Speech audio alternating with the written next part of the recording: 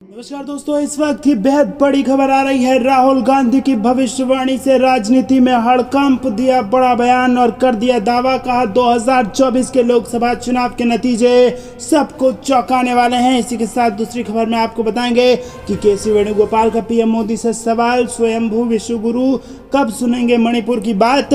तीसरी खबर में जिक्र होगा कि गलवान पर कांग्रेस ने मोदी सरकार से पूछा, जब कोई घुसपैठ नहीं हुई तो 3 साल से लगातार हो रही चर्चा की सच्चाई क्या है। चौथी खबर में आपको बताएंगे कि भाजपा छोड़कर आए शेट्टार को कांग्रेस ने दिया तोहफा, विधान परिषद चुनाव के लिए बनाया उम्मीदवार। कर्नाटक से ये बेहद बड़ी खबर। और साथ ही साथ पांचवी खबर में जिक्र होगा कि बिहार में लोकसभा चुनाव की तैयारी शुरू, इलेक्शन अफसरों की ट्रेनिंग स्टार्ट। दोस्तों, हर एक खबर की गहराई में आपको ले जाएंगे, लेकिन उससे पहले अगर आपको भी ऐसा लगता है कि 2024 में बदल रही है देश की सरकार, तो वीडियो को लाइक करके कमेंट में लिखिए जय हिंद और साथ ही साथ चैनल को सब्सक्राइब करके बेल आइकन दबाइए। रुक करते हैं सबसे पहली और बड़ी खबर की तरफ।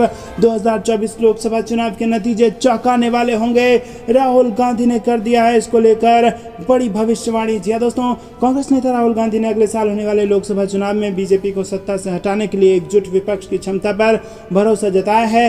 अमेरिका के वाशिंगटन में नेशनल प्रेस क्लब में पत्रकारों से बात करते हुए उन्होंने कहा कि मुझे लगता है कि कांग्रेस पार्टी अगले आम चुनाव में बहुत अच्छा करेगी, नतीजे लोगों को चौंका देंगे, बस आप कैलकुलेट करें, एकजुट विपक्ष अपने दम पर बीजेपी को हरा देगा। राहुल गांधी ने कहा कि लोकसभा चुनाव में 1 साल से भी कम का समय बचा है और कांग्रेस अन्य विपक्षी दलों के साथ नियमित बातचीत कर रही है। पूर्व कांग्रेस अध्यक्ष ने कहा कि विपक्ष बहुत अच्छी तरह से एकजुट है, हम सभी विपक्षी दलों के साथ बातचीत कर रहे हैं, मुझे लगता है कि वहाँ काफ़ी अच्छा काम हो रहा है। ये एक जटिल चर्चा है क्योंकि ऐसे कई राज्य हैं जहां हम उन दलों के साथ कंपटीशन कर रहे हैं, लेकिन मुझे विश्वास है कि विपक्ष का महागठबंधन होगा। राहुल गांधी ने केंद्र सरकार पर संवैधानिक संस्थाओं पर कब्जा करने का भी आरोप लगाया और कांग्रेस नेता ने कहा कि जब वो राजनीति में आए थे तब उन्होंने सोचा भी नहीं था कि उन्हें लोकसभा की सदस्यता से कभी अयोग्य घोषित किया जाएगा, लेकिन इसने उन्हें लोगों की सेवा करने का एक बड़ा अवसर दिया है। उन्होंने कहा, मुझे लगता है कि ये नाटकीय घटनाक्रम असल में करीब 6 महीने पहले शुरू हुआ। हम संघर्ष कर रहे थे, पूरा विपक्ष भारत में संघर्ष कर रहा है, सारा धन कुछ लोगों के पास है, संस्थाओं पर कब्जा कर लिया गया है और हम अपने देश में लोकतांत्रिक लड़ाई लड़ने के लिए संघर्ष कर रहे हैं। राहुल गांधी ने यह भी कहा कि वो अपने जीवन के खतरों के बारे में चिंतित नहीं हैं और ये पीछे हटने का कारण नहीं हो सकता।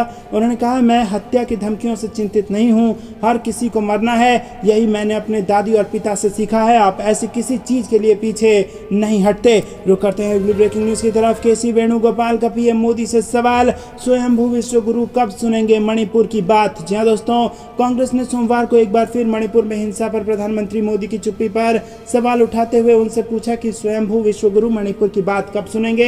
एक ट्वीट में कांग्रेस महासचिव केसी वेणुगोपाल ने कहा, मणिपुर 39 दिनों से जल रहा है, 50वें दिन क्या पीएम मोदी चल रहे संकट पर एक भी शब्द बोले बिना विदेश चले जाएंगे। सैकड़ों लोग मारे गए, हजारों बेघर हो गए, अनगिनत चर्च और पूजा स्थल नष्ट हो गए और एक राज्य प्रशासन जो समस्या का हिस्सा है, समाधान का नहीं। दोस्तों, मामले को और भी बदतर बनाने के लिए हिंसा अब मिजोरम में भी फैल रही है। आपको बता दें कि उन्होंने कहा कि पिछले कई दिनों से मणिपुर नेता प्रधानमंत्री से हस्तक्षेप करने के लिए समय मांग रहे हैं। रुक करते हैं अगली ब्रेकिंग न्यूज़ की तरफ। गलवान पर कांग्रेस ने मोदी सरकार से पूछा, जब कोई घुसपैठ नहीं हुई तो 3 साल से लगातार हो रही चर्चा की सच्चाई क्या है। जी हां दोस्तों, कांग्रेस ने भारत चीन सीमा विवाद को लेकर प्रधानमंत्री नरेंद्र मोदी पर एक बार फिर से हमला बोला। पार्टी नेता मनीष तिवारी ने सोमवार को प्रेस कॉन्फ्रेंस कर कहा कि प्रधानमंत्री की चुप्पी ने भारत की बातचीत की स्थिति को कमजोर करने में योगदान दिया है। मनीष तिवारी ने कहा कि 3 साल पहले 19 जून 2020 को पीएम मोदी ने गलवान की घटना के बाद सर्वदलीय बैठक में कहा था, ना कोई हमारी सीमा में घुसा है, ना ही कोई पोस्ट दूसरे के कब्जे में है। ये बयान एक दिन पहले विदेश मंत्रालय द्वारा जारी बयान के विपरीत था। उन्होंने साफ तौर पर कहा था कि गलवान की वारदात इस कारण से हुई थी कि चीनी सैनिकों ने घुसपैठ कर भारत की सीमा में टेंट लगाने की कोशिश की। दोस्तों, रुक करते हैं अगली ब्रेकिंग न्यूज़ की तरफ। भाजपा छोड़कर आए शेट्टार को कांग्रेस ने दिया तोहफा, विधान परिषद चुनाव के लिए बनाया उम्मीदवार। दोस्तों, आपको बता दें कि पूर्व मुख्यमंत्री जगदीश शेट्टार को कांग्रेस ने विधान परिषद भेजने की तैयारी कर ली है। कांग्रेस ने आगामी कर्नाटक विधान परिषद उपचुनावों के लिए उम्मीदवारों की सूची जारी कर दी है। इनमें से एक नाम जगदीश शेट्टार का भी है। जगदीश सेट्टार हाल ही में संपन्न विधानसभा चुनाव हार गए थे। सेट्टार के अलावा कांग्रेस ने 30 जून को होने वाले एमएलसी उपचुनाव के लिए नप्पा कामनूर और एनएस बोसराजू को भी उम्मीदवार बनाया है। रुक करते हैं अगली ब्रेकिंग न्यूज की तरफ। बिहार में लोकसभा चुनाव की तैयारी शुरू, इलेक्शन ऑफिसरों की ट्रेनिंग हो चुकी है स्टार्ट। जी दोस्तों, बिहार के मुख्यमंत्री नीतीश कुमार ने समय से पहले लोकसभा चुनाव कराए जाने का दावा किया था। वहीं बीजेपी नेता इसका खंडन कर रहे हैं। बीजेपी नेताओं का कहना है कि नीतीश कुमार मनगढ़ंत दावे करके जनता को गुमराह करने का काम कर रहे हैं। इस बीच बड़ी खबर सामने आ रही है। हिंदुस्तान समाचार की एक रिपोर्ट के मुताबिक बिहार में इलेक्शन कमीशन की ओर से आगामी लोकसभा चुनाव की तैयारियां शुरू हो चुकी है। प्रदेश में निर्वाचन आयोग ने अपने अधिकारियों को ट्रेनिंग देना शुरू कर दिया है। इलेक्शन कमीशन ने निष्पक्ष और निर्भीक रूप से चुनाव संपन्न कराए जाने को लेकर अपने अधिकारियों की ट्रेनिंग शुरू कर दी है।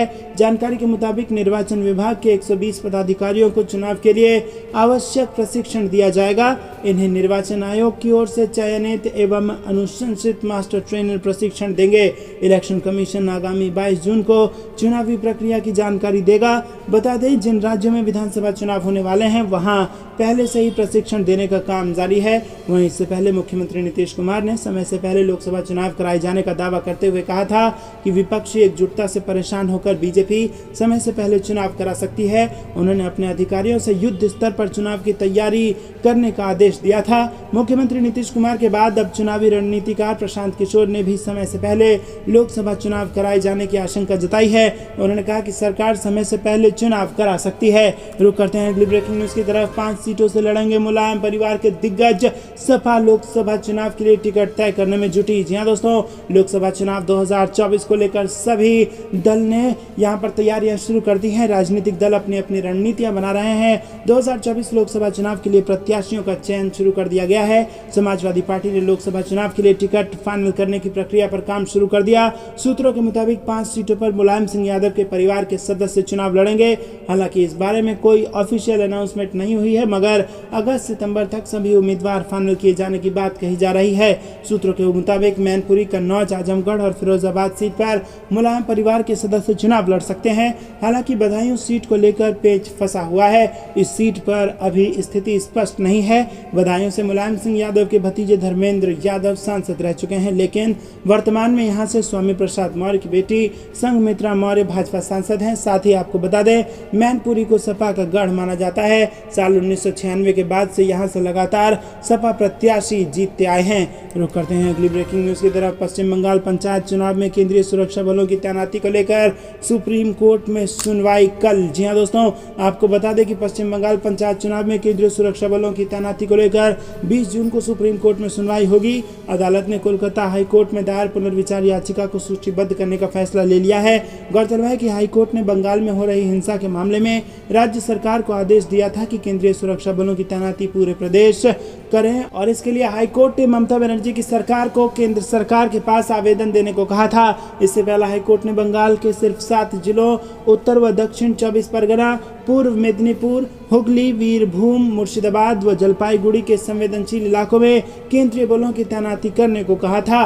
दोस्तों, रुक करते हैं अगली ब्रेकिंग न्यूज की तरफ। अब कमलनाथ ने पुलिस को दे दी चेतावनी। जी हां दोस्तों, मध्य प्रदेश से बड़ी खबर। मध्य प्रदेश कांग्रेस कमेटी के अध्यक्ष और पूर्व मुख्यमंत्री कमलनाथ के निशाने पर पहले अफसर थे, अब पुलिस आ गई है। उन्होंने उज्जैन के महिदपुर में पुलिस को चेतावनी दे दी और कहा कि पुलिस लोगों को परेशान कर रही है। पुलिस वालों को वर्दी की इज्जत करना सीख लेना चाहिए, वरना कमलनाथ की चक्की देर से चलती है मगर बहुत बारीक से पीसती है। महिदपुर में आम सभा में कमलनाथ ने कहा कि ये मध्य प्रदेश नहीं, चौपट प्रदेश है। यहाँ की सरकार चौपट है, यहाँ की शिक्षा व्यवस्था चौपट है, यहाँ रोजगार चौपट है, यहाँ की कानून और स्वास्थ्य व्यवस्था भी चौपट है। मध्य प्रदेश में 18 वर्षों से शिवराज सिंह चौहान की सरकार है, जिसके पास बताने के लिए कोई विकास कार्य नहीं है। इनके कार्यकाल में भ्रष्टाचार जरूर बढ़ा है।